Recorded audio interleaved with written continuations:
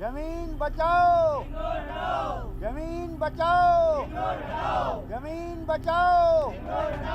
हमारे बच्चे कहाँ से क्या करेंगे भैया, कहाँ से फीस देंगे, कहाँ से जानवरों का देखिए आतंक। इसमें केवल ये वीआईपी लोगों को नींद निकाल लेके इनको गाड़ी चाहिए, भू माफियाओं को जमीन खरीदने के लिए यहाँ पर जगह चाहिए। सरकार कह रही है कि बेटी बचाओ बेटी पढ़ाओ कहते हैं, तो सरकार तो हमारी हम अगर हम बेटी पढ़ाओ हम कहाँ पढ़ाएं बेटियों को, कहाँ रखेंगे अपने बच्चों को। इस रिंग रोड से सर हमारा कोई भी विकास नहीं हो रहा है, क्योंकि हमारा सिर्फ विनाश हो रहा है। हम लोगों की दुकानें हैं, हमारा घर है, हमारा मकान है, वो सब कुछ इसमें जा रहा है। और गवर्नमेंट अगर इसमें से हमें हटाती है तो गवर्नमेंट का कोई ऐसा विकल्प नहीं है कि इनको कहाँ पुनर्वास किया जाए, इनको कहाँ पर ज़मीन दी जाए। गवर्नमेंट का कोई विकल्प नहीं है, केवल एक तानाशाही के बल पर हमारी जैसे ही कोई किसान उनका विरोध करता है, कोई दुकान स्वामी उनका विरोध करता है, कोई मकान स्वामी उनका विरोध करता है, वो अपनी गाड़ी दौड़ाते हैं और चले जाते हैं। क्या वो चोर हैं? क्या सुंदर बनेगा हल्द्वानी? हल्द्वानी में हम भी लोग तो हैं उसी सुंदरता बढ़ाने वाले।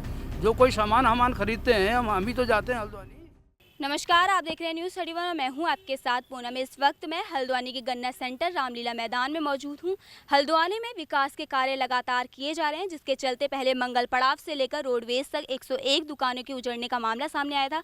वहीं कमलुआ गांजा में भी रिंग रोड बनाने का मामला सामने आया। अब हम यहाँ मौजूद हैं, यहाँ के जो किसान हैं वो रिंग रोड के विरोध में प्रदर्शन करें, तो चलिए जानते हैं कि उनकी क्या मांगे हैं और वो क्यों विरोध प्रदर्शन कर रहे हैं। सर, रिंग रोड की जद में क्या क्या प्रभावित हो रहा है? देखिए, रिंग रोड की जद में सबसे पहले कृषि भूमि प्रभावित हो रही है, जो पूरे देश को चला रही है। तो इस रिंग रोड से पूरा देश प्रभावित हो रहा है, देश का प्रत्येक नागरिक प्रभावित हो रहा है, देश की सत्ता में बैठे हुए प्रत्येक लोग प्रभावित हो रहे हैं, देश की ब्यूरोक्रेसी की कुर्सी में बैठे हुए प्रत्येक लोग प्रभावित हो रहे हैं। और बात करें इस 50 किलोमीटर की रिंग रोड में लगभग 10 सिंचाई ट्यूबवेल, 4 से 5 पेयजल ट्यूबवेल और हमारे वो धर्म स्थल जिनको हमारे पूर्वजों ने पत्थरों को पूजा है, उन पे आस्था रखी है, वो सब कुछ प्रभावित हो रहा है जी। तो सर, जैसे कि ये जो रिंग रोड का फैसला आया था, ये आपको कब पता चला और कब से रिंग रोड का फैसला आया है और कब ये निशान वगैरह लगा के गए? देखिए, 2017 में एक परियोजना आई, हल्द्वानी रिंग रोड परियोजना, जो हमें अखबारों के माध्यम से पता चली। आज जिसको लेके लगभग 2024 में 7-8 वर्षों में 3 सर्वे हो गए हैं, ऐसा हमें पता चलता है, वो भी अखबार से। अब अचानक 2 तारीख को पीडब्ल्यूडी निर्माण खंड के कुछ एक गाड़ी गन्ना सेंटर चौराहे पर आती है, उनके हाथ में फीता होता है और कील होती है, और वो कहते हैं कि रिंग रोड परियोजना जो है आपके खेतों से पूरी हो गई, तो हम इसका सीमांकन करेंगे। और वो इस तरीके से कील और फीता लेके आते हैं जैसे हमारे पूर्वज इस संपत्ति में जिसमें हल चला कर गए हैं वो कब्जा के बैठे हों सरकार की। हमें कोई सूचना नहीं, कुछ नहीं, और 2 तारीख को आए जी सीमांकन होगा, आपकी रिंग रोड फाइनल हो गई है। ये बड़ा दुर्भाग्य है। तो सर, जैसे कि आप धरना प्रदर्शन कर रहे हैं लगातार रिंग रोड के विरोध में, तो क्या क्या आपकी मांगे और क्या आप प्रशासन से चाहते हैं? देखिए, हमारी एक सूत्री मांग है, और मांग नहीं है, ये हमारे अधिकार हैं। अधिकार को वंचित किया जा रहा है, हमारे अधिकारों को छीना जा रहा है, उसका हनन किया जा रहा है, और वो भी तानाशाही तरीके से। तो हमने सीधी सी एक मांग करी है कि हल्द्वानी रिंग रोड परियोजना को किसानों के खेतों, मकानों, दुकानों को ध्वस्तीकरण करते हुए, छीनते हुए तानाशाही तरीके से उसको रद्द करो, रद्द करो और रद्द करो। जिसको लेकर 11 तारीख से हम धरने में बैठे हैं। यहाँ अनिश्चितकालीन धरना हमारा दिन रात, आप देख रहे हैं तमाम किसान यहाँ बैठे हुए हैं, और 2 टूक हम बता रहे हैं कि ये रिंग रोड परियोजना हमारे पूर्वजों की सींची हुई, लहू से सींची हुई, पसीने से सींची हुई, हल हमारे पूर्वजों ने हल जहाँ चलाया, उस संपत्ति को हम किसी परियोजना के लिए नहीं देंगे। और लेकिन यहाँ तो तानाशाही तरीके से छीनने का प्रयास हो रहा है। इसके लिए अब किसी भी हाल में सरकार को ये चेताया जाएगा कि किसान के अधिकार क्या हैं, और इस बार इस आंदोलन का नेतृत्व युवा कर रहे हैं, वो किसान पुत्र कर रहे हैं जो पढ़े लिखे हैं, जिनके पास मुख्यमंत्री स्वरोजगार योजना, प्रधानमंत्री रोजगार योजना के करोड़ों रुपए हैं उस जमीन पे। लेकिन एक इनकी परियोजना, सरकार की परियोजना ने 2017 से किसान पुत्रों को उनका मानसिक उत्पीड़न किया हुआ है। तो इस बार आंदोलन बहुत व्यापक होने वाला है। प्रथम चरण में हम अनिश्चितकालीन धरना 11 सितंबर से यहाँ पर शुरू कर चुके हैं, जिसको लेकर निर्माण खंड लोक निर्माण विभाग जो सर्वे करने चोरों की तरह हमारे खेतों में आ रहे हैं। मैं चोरों की तरह इसलिए बोल रहा हूँ कि 2 तारीख को यहाँ पहुँचते हैं और उसके बीच लगातार अभी गाँव में घूम रहे हैं। जैसे ही कोई किसान उनका विरोध करता है, कोई दुकान स्वामी उनका विरोध करता है, कोई मकान स्वामी उनका विरोध करता है, वो अपनी गाड़ी दौड़ाते हैं और चले जाते हैं। क्या वो चोर हैं? उनको सरकार ने आदेश दिया है ना, तो हमसे वार्ता क्यों नहीं कर रहे हैं? इसको लेकर हमने 4 बिंदुओं पर रिंग रोड परियोजना और किसानों के अधिकारों को लेकर भूमि अधिग्रहण कानून संवैधानिक जो 44वां संशोधन 1978 में इस देश के अंदर संविधान में हुआ है, उसको लेकर हमने 4 प्रश्नों पर चेतावनी दी थी कि 1 हफ्ते के अंदर आप हमारे धरना स्थल पहुँचिए और हमसे वार्ता कीजिए इन 4 बिंदुओं पर। आखिर हमारे ज़मीन के अभिलेख क्यों मांगे जा रहे हैं, पुश्तैनी ज़मीन के क्या कागज़ अधिकारी मांगना चाहते हैं। हमारे पुश्तैनी ज़मीन का प्रत्येक कागज़ तहसील में, मुझे अपने घर का कोई ज़मीन का काम है तो सबसे पहले मैं सुबह 10 बजे तहसील जाता हूँ, कागज़ निकालता हूँ। ये अधिकारी क्या मंशा इनकी है, हमारी ज़मीनें क्यों छीनने, क्या ये किसानों को बर्बाद करना चाहते हैं। और बात सिर्फ यहाँ प्रभावित किसानों की नहीं है मैम, पूरा गांव बर्बाद हो रहा है। और ये प्रश्न अब इस रिंग रोड परियोजना ने खड़ा किया है कि जिस जगह आप रह रही हैं, जिस जगह आपके कैमरामैन रह रहे हैं, जिस जगह हम और प्रदेश की जनता और गांव में लोग रह रहे हैं, उसमें पहला अधिकार किसका है। हमारे पूर्वज हमें हस्तांतरित ज़मीन देकर गए हैं, हस्तांतरित करके गए हैं, उस पर पहला अधिकार हमारा है कि हमारी सरकार का। ये प्रश्न है, इसका जवाब लिया जाएगा और उग्र तरीके से भी लिया जाएगा। तो प्रथम चरण में हमने प्रश्न पूछे थे, अधिकारी यहाँ नहीं आए हैं, हम बहुत जल्द योजना बना रहे हैं, उनके दफ्तर में जाके प्रश्न होंगे। वही कल तक के लिए आपने पीडब्ल्यूडी को चुनौती दी थी, यदि कल चेतावनी दी थी, यदि वो कल तक नहीं आए तो उसके आगे आपका क्या एक्शन होगा। मैम यहाँ से हमने धरना स्थल में मंच सजा लिया है, आप देखेंगे हमारा भोजन वगैरह भी यहीं बन रहा है, हम यहीं बैठे हैं, हमने खेती छोड़ दी है। अब हम सीधा एक प्रश्न पूछने, जो हमारे प्रश्नों का हमने ज्ञापन दिया उनका जवाब लेने उनके दफ्तर के आगे बैठेंगे। हमारा धरना यहाँ चलता रहेगा, हमारा धरना स्थल ये जरूर होगा, लेकिन गांव की प्रत्येक महिला, बच्चा, प्रत्येक किसान, प्रभावित दुकानदार अब हमारे साथ बहुत जल्द, जिसकी घोषणा हम दिनांक की, रैली के समय की घोषणा हम बहुत जल्द करेंगे, जिसकी सूचना आपके माध्यम से हम तमाम जनता को देंगे। तो हम बहुत जल्द एक आंदोलन रैली, और ये होगी किसान अधिकार रैली जिसका नाम होगा।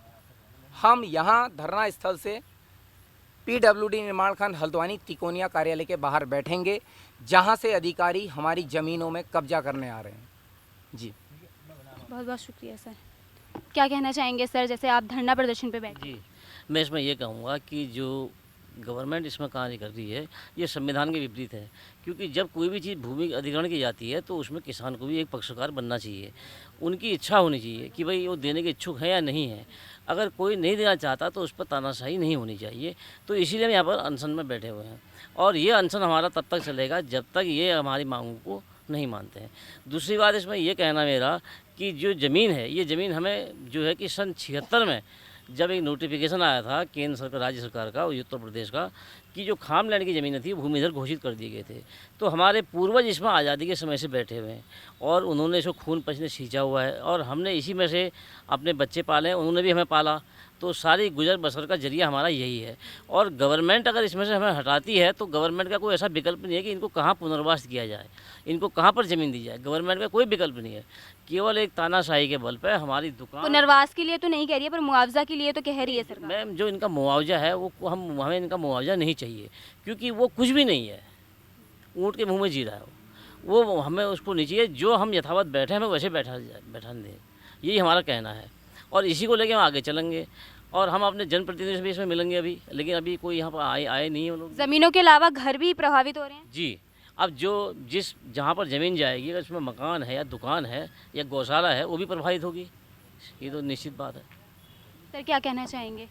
मैं ये कहना चाहूँगा, हम किसान हैं अभी, और हमारी यहाँ पर जो रिंग रोड आ रही है हमारी ज़मीनों में, ये हमें बिल्कुल बर्दाश्त नहीं है, ये बिल्कुल स्वीकार नहीं है।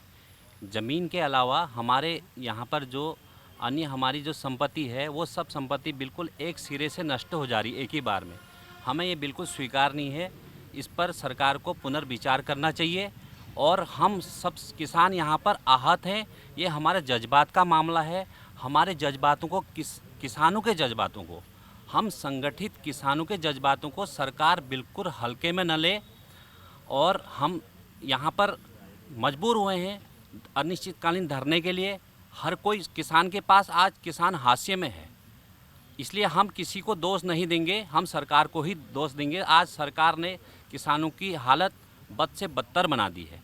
रिंग रोड जो है हमारे लिए बिल्कुल, हम जज्बात इतने हमारे हो गए, सब मानसिक अशांत हो गए, मानसिक अशांति हो गई सबके अंदर। ये सब लोग जो हैं, हम एक दूसरे के उससे संगठित हुए हैं। आज हमारी मजबूरी है कि अनिश्चितकालीन धरना हमें करना पड़ रहा है। इसलिए हमारी सरकार से गुहार है कि आप अपने उसको यहाँ पर भेजें और बात करें, वार्ता करें, और हम इसमें कोई नहीं, सिर्फ रद्द ही होनी चाहिए, हमारी ये मांग है। जैसे कि मैम धरना प्रदर्शन दे रहे हैं लगातार, लोगों के घर जा रहे हैं, ज़मीनें जा रहे हैं, क्या कहना चाहेंगी आप? सर मैं ये कहना चाहूँगी मैम, मैं ये कहना चाहूँगी कि इस रिंग रोड से सर हमारा कोई विकास नहीं हो रहा है, क्योंकि हमारा सिर्फ विनाश हो रहा है। हम लोगों की दुकानें हैं, हमारा घर है, हमारा मकान है, वो सब कुछ इसमें जा रहा है। सर हमें तो हमारा तो कुछ विकास हो ही नहीं रहा है, क्योंकि इसी रोड में हमारा दुकानें हैं, मेरी है, मेरे हस्बैंड की दुकान है, वो सब जा रही है, जिससे कि हमारा परिवार चलता है। और अगर दुकानें नहीं रहेंगी तो हम कैसे अपने बच्चे पालेंगे, कैसे क्या करेंगे मैम? हम तो इस विकास में बिल्कुल भी सहयोग के लिए नहीं है, और ना इस रिंग रोड का हम समर्थन करते हैं। क्या मांग है फिर आपकी, क्या चाहते हैं हम आप? सिर्फ ये चाहते हैं कि यहाँ से रिंग रोड रद्द हो, हमें ना मुआवजा चाहिए ना कुछ चाहिए, बस हम ये रोड नहीं देना चाहते। क्या कहना चाहेंगी मैम, जैसे प्रदर्शन कर रहे हैं लगातार, आप पिछले 5-6 दिनों से कर रहे हैं प्रदर्शन, क्या कहना चाहेंगी? हम तो यही कह रहे हैं यहाँ से रोड ना जाए, रिंग रोड बनना। सरकार कह रही है कि बेटी बचाओ बेटी पढ़ाओ कहते हैं, तो सरकार तो हमारी, हम अगर हम बेटी पढ़ाओ, हम कहाँ पढ़ाएं बेटियों को, कहाँ रखेंगे अपने बच्चों को, क्या करेंगे हम? हमारी इनसे यही मांग है कि यहाँ से रिंग रोड बिल्कुल रद्द किया जाए, कहीं से ना बने। हमें फ़ायदा ही क्या होगा जिसका बनेगा? तो हमारी दुकान जा रही है, ज़मीन जा रहा है, मकान जा रही है, हम तो बिल्कुल कहाँ रहे, हमारा भविष्य नहीं रहेगा कि हम कहाँ जाएंगे, कहाँ क्या करें। तो हमको क्या चाहिए ये रोड? हम यही कह रहे हैं कि यहाँ रोड ना बने, बिल्कुल नहीं। रोड बनी तो हम तो बिल्कुल अनशन में बैठ जाएंगे, चाहे बुलडोजर आए चाहे कुछ आए, हम आगे से उसके लेट जाएंगे, हमारे ऊपर से जाएगी बुलडोजर का। क्या लगता है सर, जो धरना प्रदर्शन आप पिछले 6-7 दिनों से करते हैं, सफल होगा? रिंग रोड जो बनाने का फैसला है वो वापस लेगी सरकार? देखिए मैडम, ऐसा है, आंदोलन में बहुत ताकत होती है। इस देश को आज़ाद कराने में पूर्वजों का ही हाथ है। इसमें हम लोगों का, इसमें सरकार का नेगेटिव रोल है, हमारा पॉजिटिव रोल है।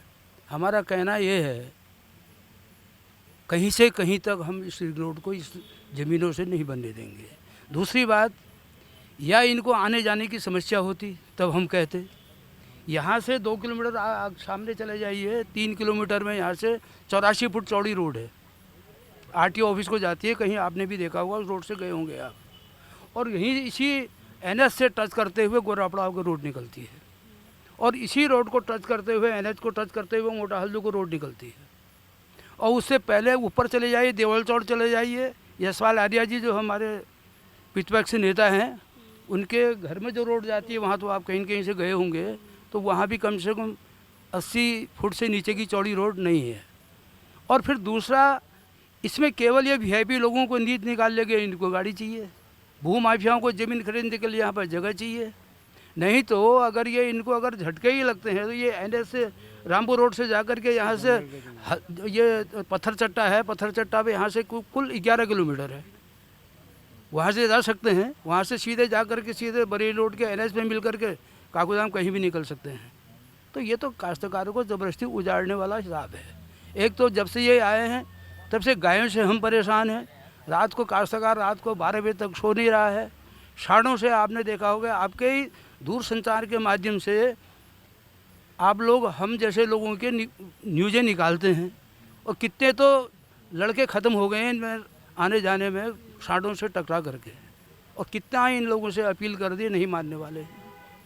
तो इन्हें सरकार मानने वाली है ही नहीं।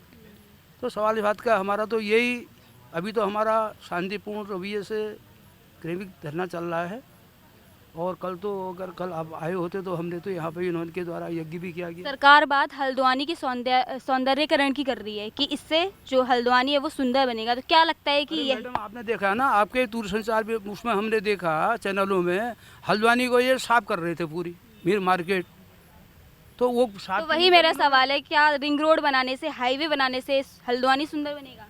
नहीं, क्या सुंदर बनेगा हल्द्वानी? हल्द्वानी में हम भी लोग तो हैं उसकी सुंदरता बढ़ाने वाले। जो कोई सामान खरीदते हैं, हम भी तो जाते हैं हल्द्वानी, कोई दूसरा कोई बाहर से थोड़ी आ रहा है हल्द्वानी में सामान खरीदने। आप ये बताइए खुद ही, ये ज़मीनों को उजाड़ के क्या होगा? मैं ये कह रहा हूँ कि खेतों के किनारे से फॉरेस्ट है, फॉरेस्ट लैंड से किनारे फॉरेस्ट से निकाल लें आपने रिंग रोड। कहीं ना कहीं पहले ये भी सवाल उठ रहा था कि वन भूमि पर जो रिंग रोड है वो बनाई जाएगी। अरे वन भूमि में तो कम से कम हज़ारों एकड़ ज़मीन तो लोगों ने कब्जे में की है, वो इनके पॉकेट के आदमी हैं। हमारी बिंदु खत्ता देख लीजिए आप, जहाँ हमारी गायें भैंसें रहती थी पूर्वजों की, वहाँ जो है वो ज़मीन कम से कम हज़ारों एकड़ ज़मीन घेर के बैठे हैं। तो इससे क्या, इसमें फॉरेस्ट उजड़ने से क्या ये फॉरेस्ट उजड़ जाएगा? ये तो मैं नामुमकिन है मैडम। छोटे छोटे किसान हैं, छोटे जो 2-4 अपने किसी ढंग से आजीविका कर रहे हैं, अपने बच्चों को वैसे पढ़ा रहे हैं, लिखा रहे हैं, किसी ढंग से जो है मकान तक इनके दुकानें मकान हैं जिनसे आजीविका इनकी थी, सब छिन जा रही। सरकार पता नहीं क्यों इसकी इनके पीछे पड़ी। इनके पास पूरे रास्ते हैं, सब जगह से कहाँ विकल्प कहाँ नहीं है।